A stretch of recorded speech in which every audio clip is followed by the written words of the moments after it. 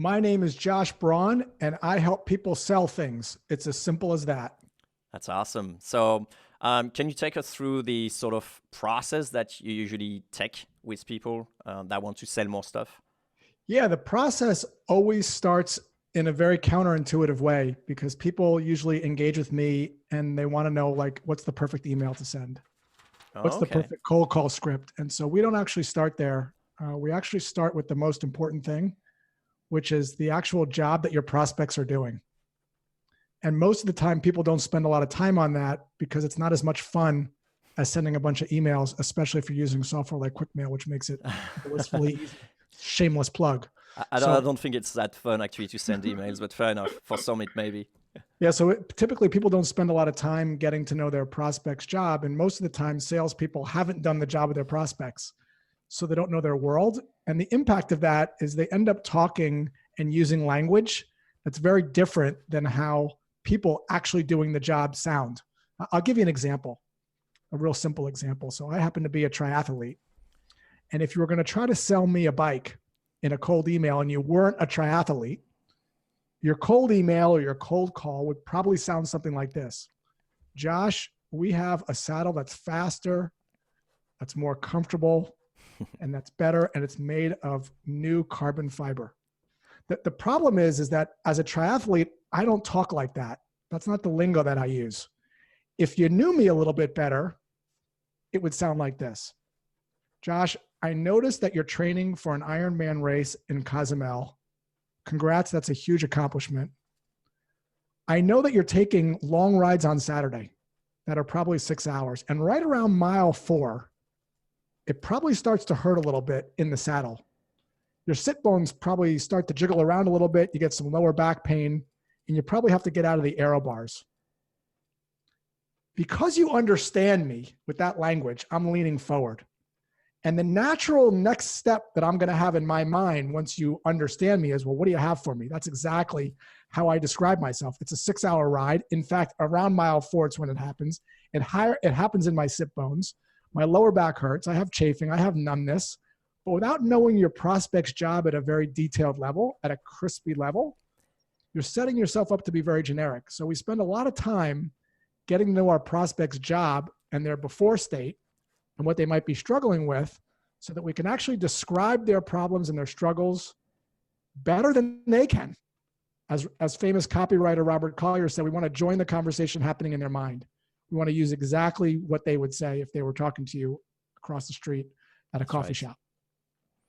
All right, so we're diving right in. Let me take 1 or 2 steps back and let's talk about, give the listener a bit of context. What is the target customer that you work with? Like, are we talking like SMB? Are we talking startup? Are we talking enterprise? What range would you say? So I typically will work with inside sales teams. Mm-hmm. I typically have between 4 and 8 sales development reps. And my specialty is helping them have more conversations with people they're trying to get in front of. You're focusing purely on cold email channels, or you're exploring other channels as well? Yeah, so the channels so it's never really about the channel for me. Okay. Right. This is another kind of big misconception people have. All channels can be great or not great. Mm-hmm. Movies can be amazing or they can suck. So we use cold email, we use cold calling, we use direct mail, we use LinkedIn, we use LinkedIn voice message. We use a lot of different channels to be able to start conversations with people, but it's never the medium. It's really the message, which is what we were talking about a little bit before. And we try to find out which channel is right for which prospects. Like, for instance, I love picking up the phone. Like, if my number is on my website, it's on my LinkedIn profile. If anyone wants to prospect me, my mobile number's there, and I love picking up the phone. Not all prospects pick up the phone. In fact, some prospects don't even have a phone. And so you have to look at other different types of channels.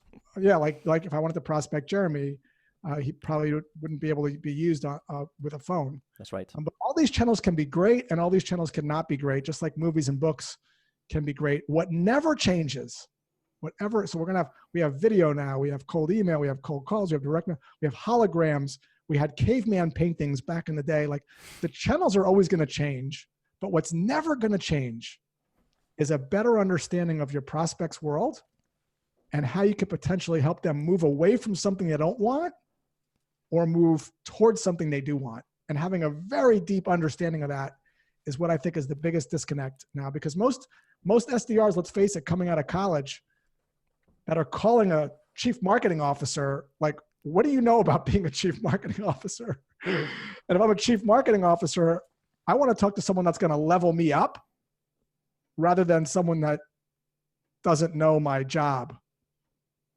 Yeah, we had a conversation with one sales director. He was saying exactly the same. He's actually trying to put people who are, more than just out of college, who actually can speak the lingo, like go to talk to CTOs, for example, and he's actually at the same level. So people have the feeling that, yes, they understand, they're being understood. When we are talking about those channels, we're talking like outbound. Is inbound as well something that we're going to explore, or is it purely at the moment just focusing on outbound? Absolutely. Most of my leads now come from inbound. LinkedIn's been a tremendous source of revenue for me, and we could certainly get into that. I actually don't do hardly any pure outbound anymore, because LinkedIn's just been so good for me. I do a blend of, so I'll do something interesting. I don't know what you call this, Jeremy. Maybe you can define it, but this is what'll happen. I'll post something on LinkedIn, and my posts now typically get anywhere from 12 to 35, 40,000 views, which is, who cares? A percentage of those people that view stuff will like it again. And then a percentage of people will comment on it. What I'll do is I'll look at those likes and comments to see if there's someone in there that fits my ideal customer profile. Oh, that's smart. And then what I'll do, and I just did this morning, I pick up the phone. So let's pretend Jeremy, let's pretend I have a phone. Wrote a great comment and he had a phone. I'll call Jeremy. This is what I'll say. Jeremy, this is Josh. That is the best comment I have ever seen on one of my posts. I'm just calling to congratulate you. And just when I do that, because they've been interacting with my posts and I'm calling them, it's a very different, I don't even know if it's a cold call or not, but they actually start to crack up. Josh, oh my God, I love that post. The stuff you do when you teach your wife sales. And then they usually will call someone over to the phone and put me on speaker. No way. Like, oh yeah, dude, all the time. That's amazing. That's what happens when you are able to leverage LinkedIn and you have a unique perspective and you're posting consistently and your posts are resonating with people. They're making people smarter and they're interacting with it. And then you reach out and call them proactively. It's a very different cold call. That's right. It's lukewarm, as I call it. I don't know what it is. Yeah. I don't know what it is, but I think what it is what the difference is when you're doing cold outreach, you're in what I call a down position, right? I'm the mall kiosk person trying to rub lotion on you. When I'm calling you and you've interacted with my content, I'm the personal trainer that has expertise. And so I'm looked up at because they've read my posts and I've taught them something. Yep. And when you're a teacher, you just have a little bit more credibility and respect. And so I'm like at or even above, they're kind of looking up to me rather than looking down. Sure. It's a very different dynamic. No, absolutely. So let's play this game. I'm a small team. We got 6 to 8 people, 6 to 8 salespeople. What are some of the things that you think I should pay attention to if I want to actually just improve my sales? I think thing number one that I would do is I would actually ask my boss if I could talk to 2 or 3 customers that recently bought within the last 35 to 45 days and read up on something called a jobs to be done interview. Yep. It's a specific technique. I'm sure that Jeremy knows because he's a software guy, but it's a specific interview technique that is used to help you understand the reasons why people bought. And you can't ask someone why they bought because they won't tell you. If you ask someone why they bought PX90, they'll say to lose weight. But when you do a jobs to be done interview, what you learn is, well, I just didn't want my thighs to rub together because I was going to my high school reunion and I wanted to meet someone really attractive. Like that's the stuff that you get when you actually start to do a jobs to be done interview. And so if you talk to 2 or 3 people, 4 people, you'll start to get this rich language of your prospect's world, which is going to really help you in all your outreach. Second tip is listen to discovery calls. Not when it comes to the pitch part, but the before. Start something called a lingo library. And when your prospects start to describe what motivated them to join the call and what have they tried that didn't work, write all that stuff down. And you're going to start to hear themes. And to the extent that you can get a better understanding of who you're reaching out to and the infomercial. What's the black and white version? They're in the kitchen trying to make the perfect French fry, but they're using a knife and the French fries are soggy. The kitchen's a mess and the family is upset. That's the black and white version. Got it. All infomercials do this, right? Get the black and white version. Switch to the color version, introducing the potato peeler 3000. Perfect fries, So don't worry so much about the color version first. Get the black and white version, because when people feel like you understand them and what they've tried that hasn't worked, they're going to be more likely to start to think, well, what do you have? You really get me. What do you got? Most of the time, people just focus on the color version. The color version has no value if I don't like to make French fries. And yet sometimes we end up talking about making the perfect French fry to someone who doesn't have a French fry problem. Got it. So yeah, there is there needs to be an alignment between your message and your target audience, of course. Yeah. Right.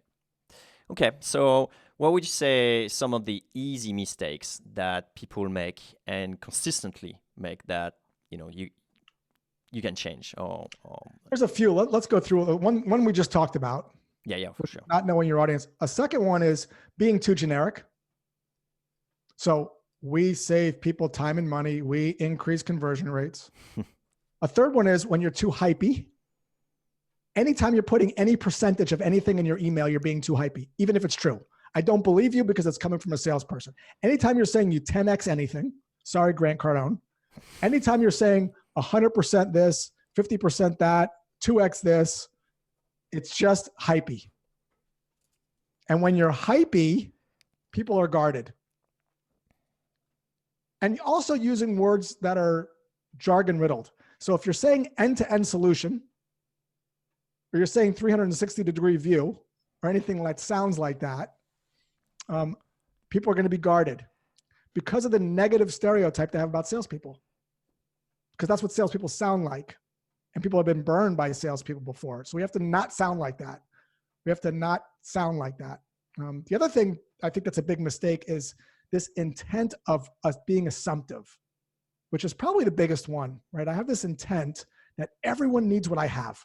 Mm-hmm. And I'm going to sell everybody and book meetings with everybody, when in fact, it's actually not true. Sometimes you call people and they don't have a problem that's top of mind that's big enough for them to want to do something about.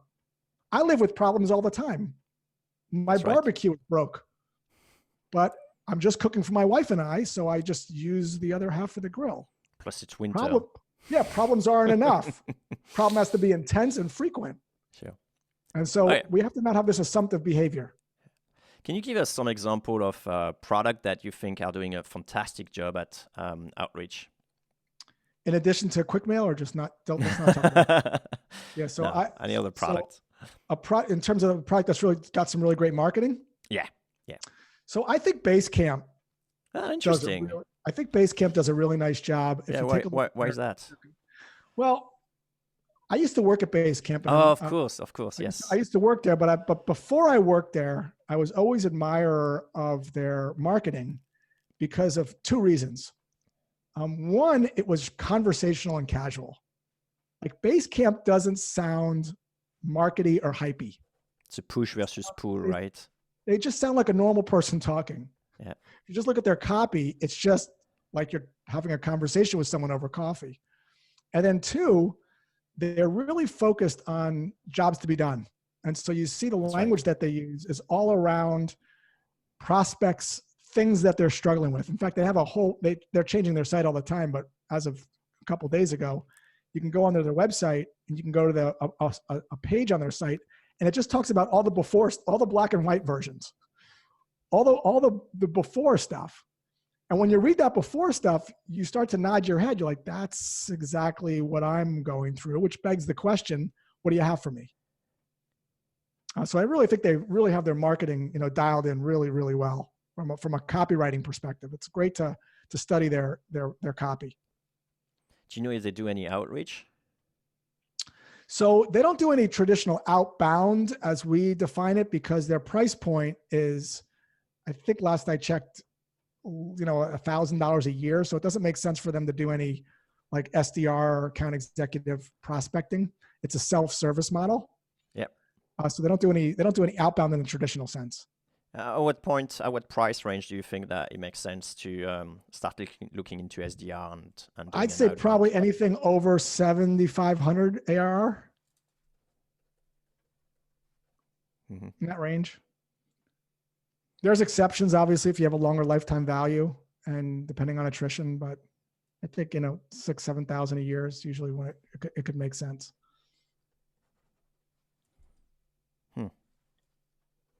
And that's interesting. And let's say I got, 8,000 AR on my product. How many sales reps should I actually start with? So I would start with you. Okay. This is what I tell founders. I tell founders this all the time. So the analogy I use is builders and architects, right? So an architect is really good at making the plans, and builders are really good at taking those plans and making the house. You can't expect a salesperson to come in who's a great builder and build and do the plans. So the only one that knows the product and the market the best is the founder. So the founder has to go out and do some stuff and sell and get some traction and get some repeatability and make a version of the plans for the SDR that could then be iterated on.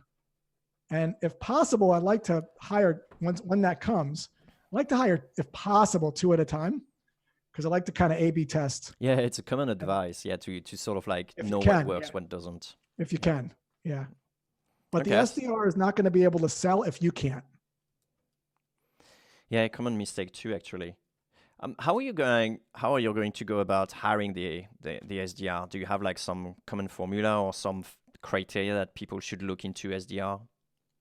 So the criteria that I've seen work really well for me, I can't speak to anybody else. There's 2 things. The most important one is one that's a little bit maybe counterintuitive, but there's 2 types of people in the world. SDRs or not SDRs. There are people that have been given a lot growing up. So what I mean by that is they've been given a car, their college has been paid for, they live in an apartment, not a dorm, they didn't have to work in school. They've kind of been given a lot. And then there's other people that have not been given a lot. They have had to put themselves through school. They have had jobs. They're doing a lot of extracurricular things to, better themselves. They're hungrier. They're not living with their parents per se. They're trying to make it on their own. They haven't had a silver spoon. Those people, and it's tricky to suss it out, obviously, in an interview, but those types of people I have found have been more successful in the role than people that have the fallback of, if it doesn't like this, I'll just go back and live over here and just hang out. That's thing number 1. Thing number 2 I have found is coachability, and there's ways to test for this. Now, how coachable is someone? And we used to do some different types of tests for this, where we'd have someone do a mock cold call. We'd give them 1 piece of feedback, and only 1. And then we'd have them call back and see if they're able to take that feedback and incorporate it, or if they just missed it. And that coachability and the openness and desire to learn and be coached, I think is a second huge factor. And then the third one is what I call just plain old straight out consistency. Can you do the same thing over and over again every week, week after week after week? Like contributing to a 401k plan is not fun. Buying the same boring stocks is not fun. Flossing your teeth every day is not fun. But doing those things repeatedly and consistently is what separates. So any SDR can go have a great day and they book 6 meetings, and then they walk away from the computer. But the best ones will stay after they've done 6, and they'll use that momentum to get 8. And then they'll do that again. They'll prep their list beforehand. They'll come in and they'll just be organized. So there's a lot of factors there, but those are the big ones. Oh, yeah, you explained how to test for coachability. How do you test for hungriness? Yeah. So the questions I like to ask is I like to get a sense of this thing that we're talking about, which is, have you grown up with a silver spoon, or have you had to make it on your own? Yeah. And so I look at like, what have they done, like extracurricularly? Are they involved in clubs? Have they had a bunch of jobs? Are they putting themselves through school? You know, are they driving around a BMW, or are they taking the bus, or are they trying to just take a bite? Like, what's the scrappiness? How resourceful are they? Like you, Jeremy. I mean, I don't know you at all, but it will be interesting. Oh, you're camp hurting my feelings here. These are obviously generalities. Obviously, there's exceptions, obviously. But like, I'm just curious about you, because I admire you and what you've done, and you're extremely hard worker. Like when you were, I'm curious more than anything, like what camp were you in? Were you in the... I definitely wasn't raised with a silver spoon. And now I can buy the silver spoon, but I still don't, so. Yeah, and I was the opposite. So it goes to show there's exceptions. So I was raised with a silver spoon. Okay, so I wouldn't hire you. Yeah, exactly. You should not hire me. Yeah, all right, so there's exceptions, obviously.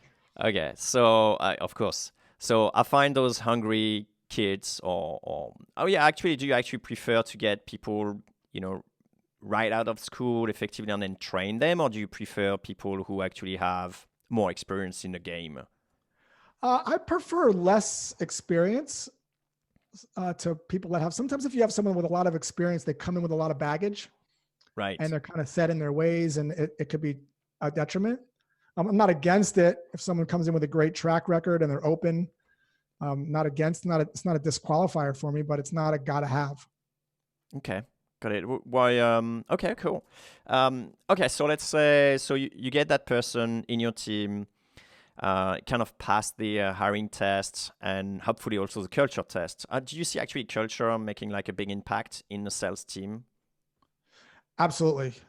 If there's a really talented salesperson, they're the best, they're awesome, they're your top performer, but they're toxic, not good. As in, I wouldn't have them on the team, even if they're the best, because the impact of what it does from a culture perspective, it's just not worth it. And so, yeah, it has to be a good cultural fit. Do you have some example that come to mind about like the difficult challenge that created? Yeah. So when you have someone in an organization that is toxic. Yeah. So what I mean by toxic is they are backstabbing people.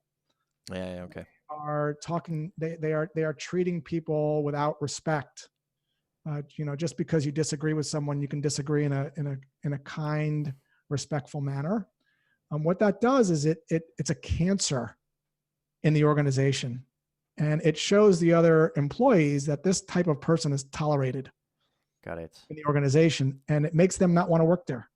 So you end up losing a lot of people because of the cancer. What about remote work? Again, this falls into the camp of, is email good or bad? In what way? Well, it's not the remote, it's the worker.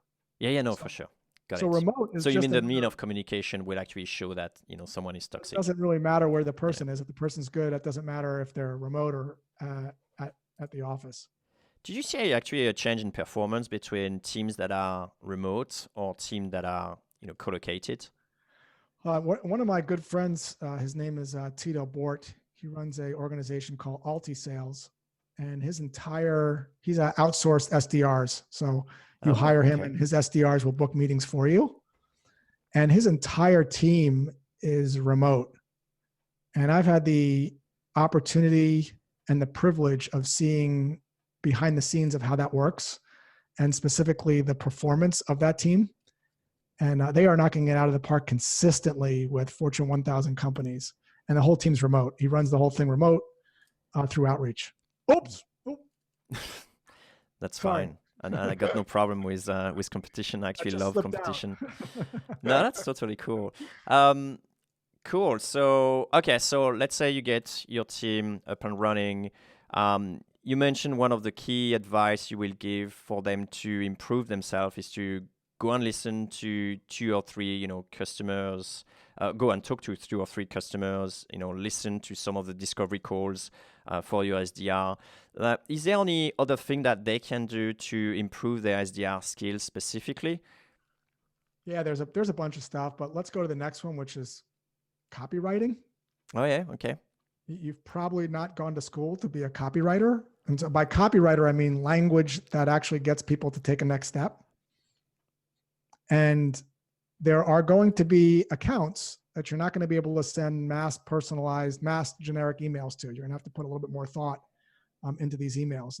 And certainly there's frameworks and structures that you can be taught, but having a command of how to be a better copywriter is super important. The next big one to me is how to diffuse, not overcome objections. We could do an hour on this, but most of the people that I've spoken with don't do a good job when they hear an objection, and they do themselves a disservice because the way they conduct themselves and behave pushes people away. And I see a lot of opportunities that are lost just because people don't know what to do when they get an objection. So there's a lot of that. Third one I would say is probably, mindset. We talked a little bit about this before, but not having this assumptive mindset, this mindset that everyone you call, you have to book a meeting with, because when you have that, people can smell your commission breath and you're repellent. The other one is that's huge for SDRs, is being able to organize your day properly. By that, I mean, like when I used to run a team, I would walk up to an SDR and I'd say, show me on your screen the list of 70 people you're going to call tomorrow. And when I say a list, just to clarify, doesn't mean you're poking around the CRM, showing me who you're going to call on different screens, or you're poking around LinkedIn. I mean a screen, it can scroll, or a piece of paper where you're actually showing me the 50 or 60 people you're going to call prepped before you leave, so that during your call block, which you've scheduled and blocked out, you actually aren't looking for people to call. So this idea of organizing and prepping and then executing every day, because what I see a lot of times when I go into sales organizations is quiet sales floors, because people are multitasking. They're calling one person, then they're doing a bunch of research, and then they're calling another person, and you never get into a flow or a groove. You don't have to do a bunch of research. Kind of know your prospects' jobs. You kind of know at a high level how you might be able to help. And you just have to organize your day, have your list created the night before, and then execute. I usually say an hour and 20 minutes, hour and 30 minutes in the morning, and an hour 45, hour and 50 in the afternoon for just that call block. And then the other big one that I would suggest is even more important is find the best SDR and just sit next to him or her and just copy what they're doing. Steal like an artist. Like, don't reinvent the wheel. Yeah. Like, just do that. I mean, I do this when I write subject lines.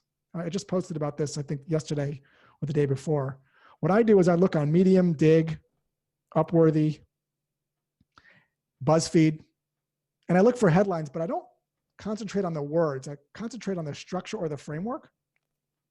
And then I take that structure and framework and I will apply it to a subject line. So for instance, one of them yesterday was, oh my God, I can't remember what it was. Something doesn't have to suck. I'm like, that's an interesting structure. So accounting doesn't have to suck. Cold calling doesn't have to suck. That's right. You can take these structures and you can actually start to apply them to your life. So this idea of stealing like an artist, meaning sit next to someone that's successful, look at what other people are doing that's working, and then talk to people. Like Jeremy is a great resource.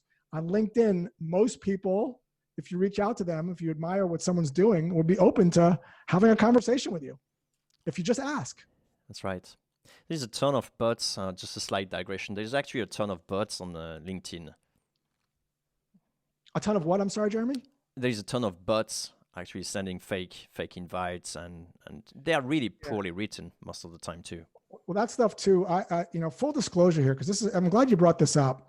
I actually experimented with those a while back. I actually hired somebody to help me. Ah, so that's you. Yeah, I got involved in this thing. I hired what is this hacking stuff? So I hired someone, and she showed me all this stuff, and I actually I'm going to try these tools, and I actually did try some of these tools, Phantom Buster, LinkedIn, this kind of stuff. Well known.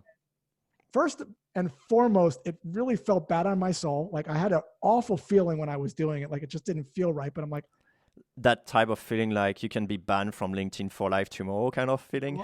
Well, it just didn't feel right. But then, in fact, your point is, I did get restricted. Oh yeah. I got suspended one or two times actually. Oh hell, yeah. Next time, third time is for life. That's right. And then I can go take up surfing, which I'm awesome. That would be a big blow, actually, if suddenly LinkedIn just ban you, given the sort of like nice funnel that you have. But at the same time, this is the reality of things. The funnel may actually just run dry because the market is shifting. So how do you actually stay current on things? Well, I think there's a couple things that never change, right? I think teaching is selling and selling is teaching. I think if you have a point of view and you're teaching people ways in which they can be smarter, people are always going to be attracted to you. Like Jason Fried over at Basecamp tells this story really well. Chefs do this really well. Mario Batali is on TV and he's showing you how to cook. He's giving his recipes away for free. You're drawn to him. And then when you go to the store and you see Mario Batali cookware, you're like, oh. There you go. It's a reciprocity, right? Full speed. Yeah, it's just like when someone teaches you something, you're attracted to them, especially if they're teaching you something in a way that's entertaining and clear and that actually leveled you up. Right. As some of you listening to this are learning something, and some of you may reach out to Jeremy, some of you may reach out to me. That's right. Because of that, and only that. And I haven't talked really about what I do. Yeah, we could talk about that. We'll do that at the end. Don't really need to. All right. So sorry for a slight digression. I wanted to actually carry on that SDR role. What are some of the compensation that you've seen is working very well versus compensation that you think is a mistake or was badly made? Yeah, I'm gonna plead the fifth on this one. This is not my area of expertise. I'm awful at this. I don't know. There are people that are far better at this than I am. So I'm going to plead. I know I get one plead the fifth, right? Is that the rule? That's right. Yeah. So I can strike you out. No worries. All right, fair enough. So let's move off then the role to the SDR manager. What are some of the things that manager needs to look at, and what are the things that he can do to improve his role and position in the organization? Yeah, so let's say this in a story. Let me tell you a story. So imagine that you wanted to help someone finish a triathlon and you were the manager. One way to do it would be, I want you to run faster. I want you to swim more. I want you to bike more. Like, do more of that. Just go do more. And then I'll see like how much you did at the end of the day. You ran 3 miles. I need you to run 5. Swam 3,000, I need 4,000, you bike 10 miles. I need you to do 20 miles. Like, just go do more. I'm looking at your dashboard every day. I'm looking at your metrics and I'm just telling you, go do more faster. And that's what I see a lot of managers doing is they're looking at dashboards, they're looking at this data and they're saying more. That's not what people need. What people need is, well, how do I go from 10 miles to 20 miles when I'm so fatigued after 10 miles? How do I make more dials? How do I get better when I actually connect? So the coaching aspect of the job is what I don't see when I go into organizations, like real coaching. To get better at anything, baseball, tennis, whatever, it requires someone to look at what you're doing, like literally look at what you're doing and say, Judge, you got to bring that bat back a little bit down. You don't have your hips squared up right. Let me show you now. You try it. And so that is what's not happening. You don't get to say you're a coach just because you're a manager. Like anything, a great coach, you have to learn how to do that. Like the best coaches that I've had, whether it's tennis or triathlon, I have one now, or whether it's learning to play guitar, just because you know how to do something doesn't mean you could teach it or coach it. That's right. And so from a coaching perspective, one of the mistakes I often see is the coach is actually, taking the shot rather than passing the ball and showing someone how to shoot. And so there's the art of coaching. So as a manager, how are you learning how to coach? Yeah. You can't just say, congratulations, you're a coach. It doesn't work that way. Go on. Don't leave us like that. Yeah, so how you become a better coach? How do you become a better coach? So the first thing that I would do is what we talked about before: steal like an artist. There's a bunch of books on how to become a good sales coach. A lot of books out there on how to not manage but coach. There's also a lot of great coaches out there. Like Tito Bort is one. I'm one. There's a lot of people that are one. Call them up. What are they doing? How do they do one-on-ones? How do they motivate the team? How do they get people to increase their connect to meeting book rate? What are they doing specifically? And people will tell you. And then you have to do that regularly every day. Where we get into trouble is where we rely on Salesforce. We look at our dashboards and we're just from afar saying, run faster, bike faster, swim faster. So what would be like 3 tips that you've seen working pretty well, in coaching? So yeah, so in that triathlon, example, what would be three tips for the coach? Yeah. So one tip is when we're giving someone feedback, we can't tell them all the things they're doing wrong. Like, you did this cold call. Let me tell you the 6 things that you did wrong.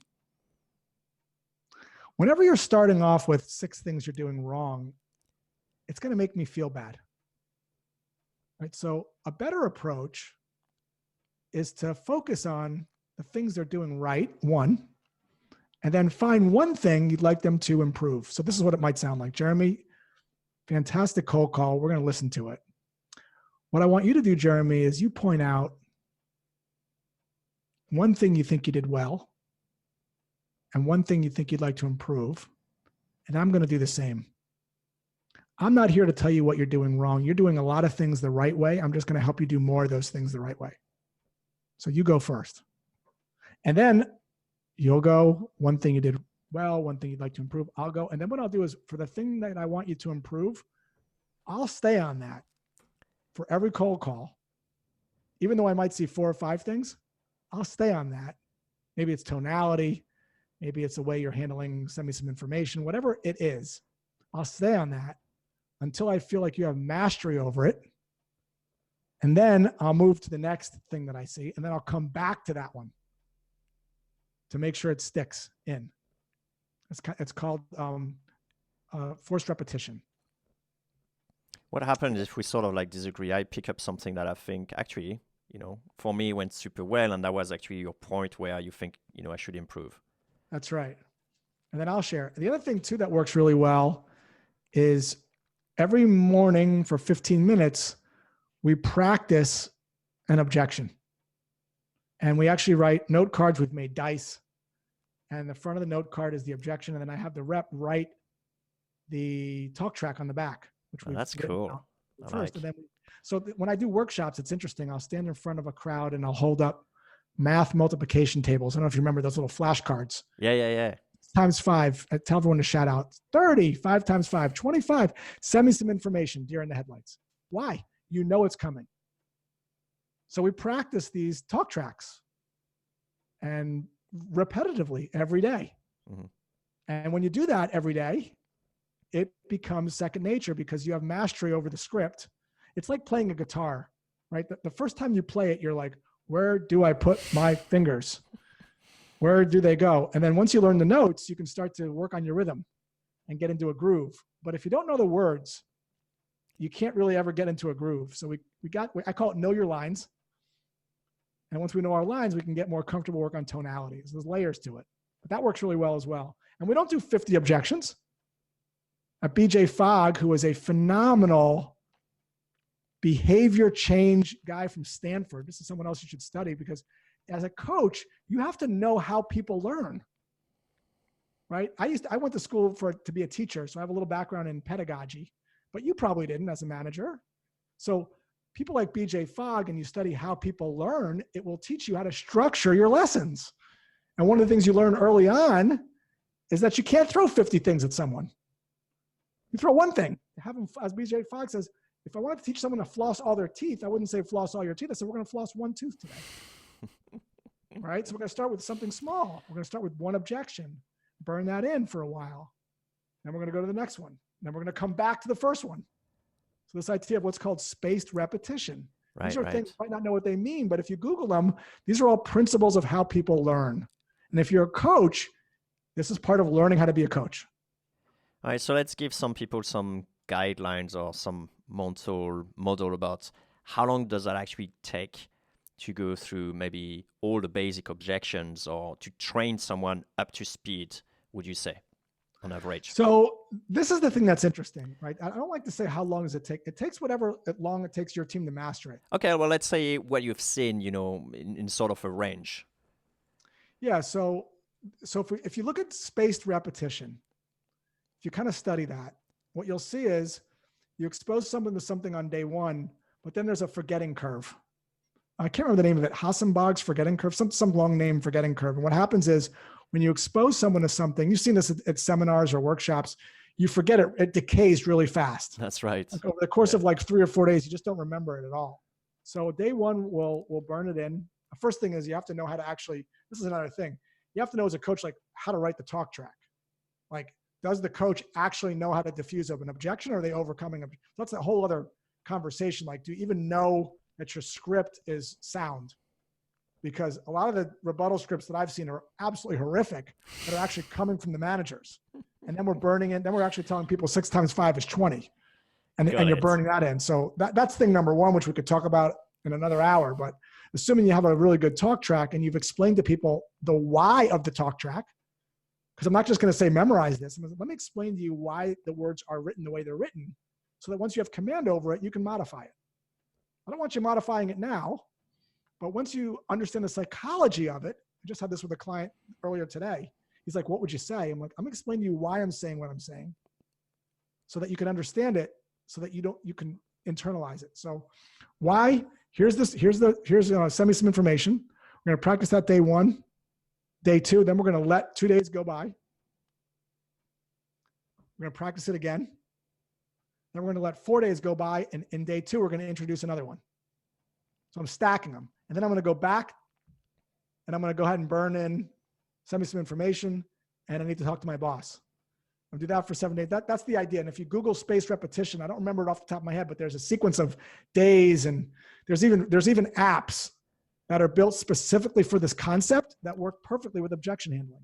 And again, I can't remember the name of the app off my top of my head, but if you Google spaced repetition, you'll be able to see these apps and just plug the objections into this app, and it'll automatically cycle them back in the predefined amount of days. Yeah, that's right. I'm using Anki. That's the name of it. Yeah, it's a brilliant app, but I'm using that for learning Japanese, so it's not quite for learning objections, but I can definitely see the idea is the same, definitely. So what is it? So you would know more that it cycles back vocabulary after a certain amount of words or a certain amount of time? I just assume that, it's just like if you get it right, then the time where this thing will come back is going to be longer. And so you end up, having words that you don't see them for 2 months. And then if you get it right, then off you go. Next time is going to be in 4 months, just to make sure. But they assume after a certain space, a delay that, basically committed to your long-term memory kind of thing. What's it called again? How do you spell it? Anki. I think it's Ankhi or something like that. I'm gonna. And they have like an app on mobile as well. I think it's a really cool tool. The interface is not that great, but it's amazing for learning, definitely. It's a great tip. It's a great example, because I remember that app, and I actually showed my team that app, but I never used that app, and it's not in my long-term memory. So there you go. Help me remember. Not enough spaced repetition about the name. So in 2 days, Josh, I'm gonna phone you back and I'm gonna ask you what's the name of this app. Thank you. I appreciate that. Cool. Hey, you mentioned something about coaching. One thing that I personally find very useful in terms of book and coaching was the inner game of tennis. And it's funny that you mentioned tennis at some point. Have you ever read this book? No, tell me about it. It's a great book, and they basically, the concept is very simple. Is rather than saying like, "Hey, put your racket up," next time, or just come closer, or whatever kind of feedback you want to give, instead of actually giving, what people should do, you actually just ask them to look at that thing with curiosity. It's like, hey, when you type, when you smash the ball, try to notice where the ball is hitting your racket. And then with curiosity, instead of actually trying to course correct anything. Because basically the idea here and the assumption here is that people actually autocorrect themselves when they sort of like understand and then see with curiosity what they are doing.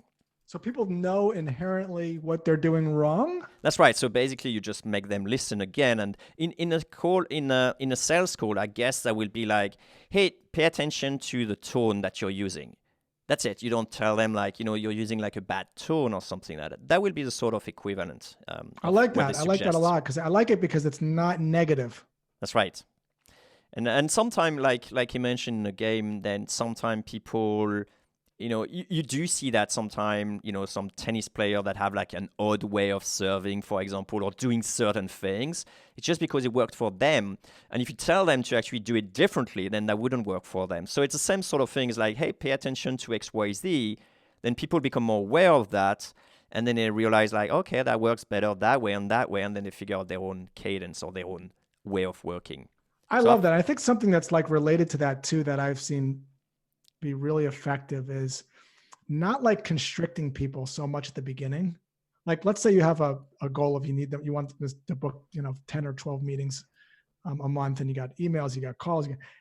Your inclination as a manager might be, make 100 calls a day, 80 calls a day. But I would say like, do whatever you need to do. You have all these channels, and you can experiment with direct mail. You could use video, you could use email, you could use cold calling, you could use LinkedIn, whatever you want to do. And then slowly bring the box in a little bit. If you find them not being able to hit the numbers, start to bring the box in a little bit. And so that's another approach. It's like, especially with anybody, they don't want to feel so like prescriptive. And to your point, it's like, what are you noticing about what you're doing? What's working? And who knows, they might surprise you. They may be able to book 15 or 18 meetings doing some different processes and then feel really good ownership over it. And, spread that to the rest of the team. Yeah, there's another philosophy I'd like to get your pulse on, if you've seen that working or not, is instead of actually booking the activity, is just telling them like they own a certain metric. Like, hey, it's up to you to then figure out how you're going to reach those metrics. I love it. And then if they're not, then you could start to go activity and start to go and, kind of tighten it a little bit, tighten the reins. But I really like that idea, the autonomy of that. I love that. Right. And especially if you got like multiple reps, you could effectively say, every rep will have their own different ways of doing things, and someone will have a better result than the other one. Let's figure out. Absolutely. There was a rep that I used to work with, an SDR, and she had the lowest call volume on the team by like 50%, but she booked more meetings because she was just really, really strategic. Right. She had it like she knew when this person was going to be at their desk. She took copious notes. She had these people dialed in. And so when she connected with them, she had like a super high, I think if I remember correctly, so average, what I'm seeing is average connect to meeting book rate at the enterprise level. I'm seeing it around anywhere from 12 to 14%, like someone that's pretty decent, right, on the phone. She was at like 35%, 40% when she would actually connect. That's really good. Because she just, and so if you were the manager, like make more dials, she would have been turned off by that. Yeah. It's like if she's booking the meetings and exceeding the meetings, what do you care if she's making $70 or $2? That's right. Yeah, one thing that I see, and I'm obviously biased because obviously, people come to me for cold email, not cold calling.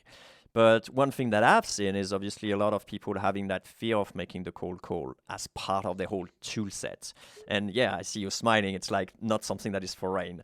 What would you say, or how would you actually help someone going over this sort of like tendency to prefer, less confrontational, channels, like something that it's fine, it's just take a hike, by email is much easier than take a hike when you're on the phone, right? So what sort of tips would you give? So it's interesting. I just heard your bias. I don't even know if you realize what you said. What do you mean? So That it's harder to get it. No, you said the word that you used, which was a really great word, which I can. Tell me. You said confrontational. You said it's a confrontational channel. Oh, no. What I meant is like if you receive like a negative reply, it's much easier to handle it by email when you're not like face to face to someone rather than effectively on a call. Right. You called it confrontational. You said email is a less confrontational channel. So yeah, let's talk about it. Let's talk about it. All right, so go for it. There are people that feel the phone is a cactus. Right. And so we have to understand, what's the fear coming from? What do you think? Oh, that's a good question. I think most people are afraid of rejection. Like at some point I was making obviously not like an SDR because I had only 2 hours per day, but I was like booking calls one after the other. And after a certain call number, like 50 or something like that, I couldn't give more of a damn that, whoever I'm calling, it could have been like, the president of America. It would have been like, hey, yo, what's up? It would have been like so easy. But the very first calls are obviously nerve-wracking, right? So there's a sort of like cadence. But I think the biggest point is like, the rejection thing. And what is it about rejection? Rejection. Yeah, that's a good question. How does it make you feel? Personally? Yeah. I don't care that much. I mean, it's okay if someone is not, rejection feels really bad. Energy sucker, I think. For me, that'd be like more. Yeah, it doesn't feel good. Yeah. So it's natural when we're making a call and we get rejected. It's hard on our ego. Yeah. To be rejected. And the other thing that is hard and that creates fear is that I'm intruding. I don't want to be that person that's like the mall kiosk person. Oh, but we could always go around like, hey, is now a good time to talk? And now we'll like get rid of that straight away. I don't know. That's a line people do. It's still in my core. I realize that I'm calling and I'm intruding on someone's time to be able to pitch them something. And it can feel bad. So we'll talk about how to get around this, but this is where the cold calling fear comes from. Okay. The other fear comes from, do I really deep down in my soul believe that the person that I'm calling, that I can help them kick more ass, do something more awesome? Let me just give you an example, because this is really important. You might have your value proposition memorized, but that doesn't mean you really know the person's job that they're doing and how you think you can help them do something better. And I'll use a crazy example just to exaggerate the point. If you were calling someone that had testicular cancer, now obviously we're not curing cancer. I'm making a point, so don't take it literally.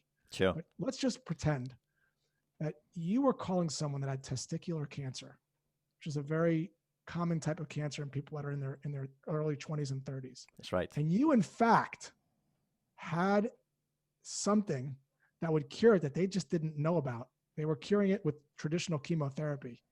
You'd be excited to pick up the phone. That's right. Obviously, we're not doing that, but you get my point. A lot of people that I speak with, when they're calling, like I just worked with a company that was calling into logistics professionals. And these were 23-year-old people that had never done logistics before. I was making the cold calls too. Yeah. And I felt it. I'm like, I don't even know their job. And that's where it comes from. It's like, this kind of gets back to what we talked about before. Like, I don't really understand if I'm really materially calling them with something that could help them in a better way. Get the job done, basically. Yeah. So the fear is coming from you, and the fear of rejection, and the fear is coming from being assumptive, assuming that what it is that you have is what someone wants, and that you have to have the pressure of booking a meeting. I don't have that when I call. I don't have any assumptions when I call, because I realize that people are doing 1,000 things and that problems aren't enough, and that it might not be a fit when I call. And it's perfectly okay if it's not, because I'll go call someone else. I have an abundance mindset. We could talk about language and phraseology and how to do that. The second thing that I do is I actually don't call to set up a demo ever. What I call, I'm actually calling, and Chet Holmes talks about this in a really great way. He does a great analogy he uses when he's in a room, and he says, you know, raise your 100 people in a room, raise your hand if you're in the market to buy a house. And out of 100 people, 3 raise their hand. He says, okay, raise your hand now if you're going to buy a house one day, everybody. And that's outbound. Like most of the time when you call, people are not in the market. So what do? You offer something educational to enlighten them on what might be possible. This could be a personalized webinar. This could be information. This could be a Zoom event where you're actually, when you get on the call with them, going to share a perspective on something. That is a much better cold call for me to make because I'm genuinely calling to offer something that is going to enlighten them about a topic. Now, obviously, if they say, what are you selling? And there's an undertow of that, obviously. But of course. But generally, when someone says, what are you selling? I say, I apologize if I came across as, so I don't even know if what I have is even a fit right now. We're offering these sessions to show you some new ideas related to how SDRs are using some creative approaches to get in front of some difficult, hard to reach people. I didn't know if this was relevant for you. I just wanted to ask you a couple questions to see if there's something you might be interested in. Would that be okay? Like that is better than I'm calling to set up a demo because we help you increase conversion rates. Right. So this all kind of ties together, but I think that at a very high level, the fear comes from the fear that I have to book the meeting. And when we let go of that and we focus on it's okay that the person that we're calling is not a fit or they don't have the problem right now and it's not the right time or whatever, then that kind of goes, the debilitating feeling of rejection goes away. Yeah, exactly. That's when I was contacting, the financial planners and doing calls effectively at the end. It's just like, not having much expectations in terms of do you want something out of them and then coming as a service. Is that the two main thing that you see? Yeah, I mean, instead of setting a yes goal, set a no goal. It's like the biggest one is the assumptive, and the biggest one is intent.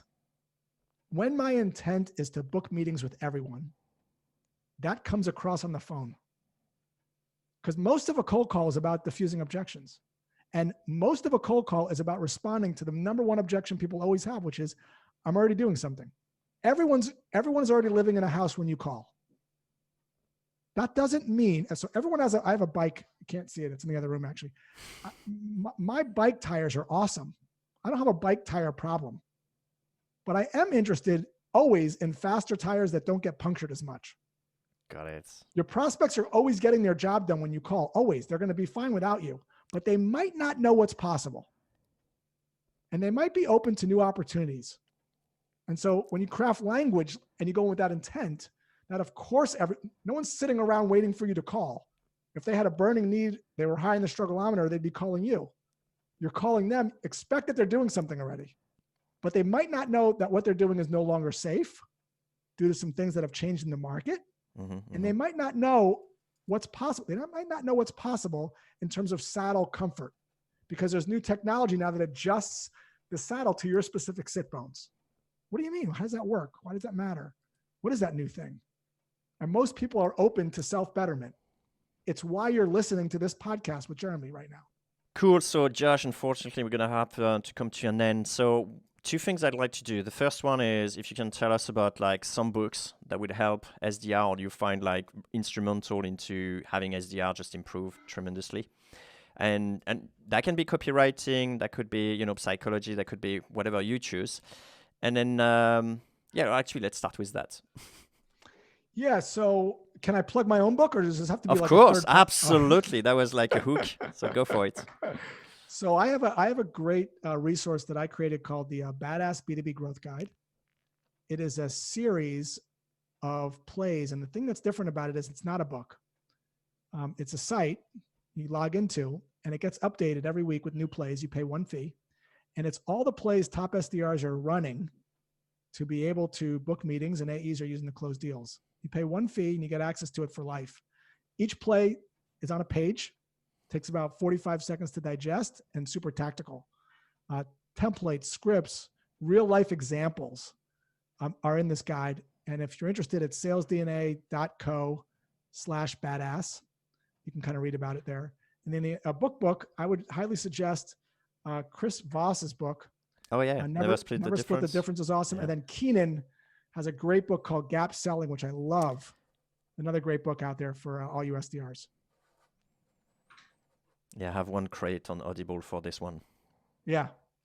Yeah, Chris Voss book is a game changer. Awesome book.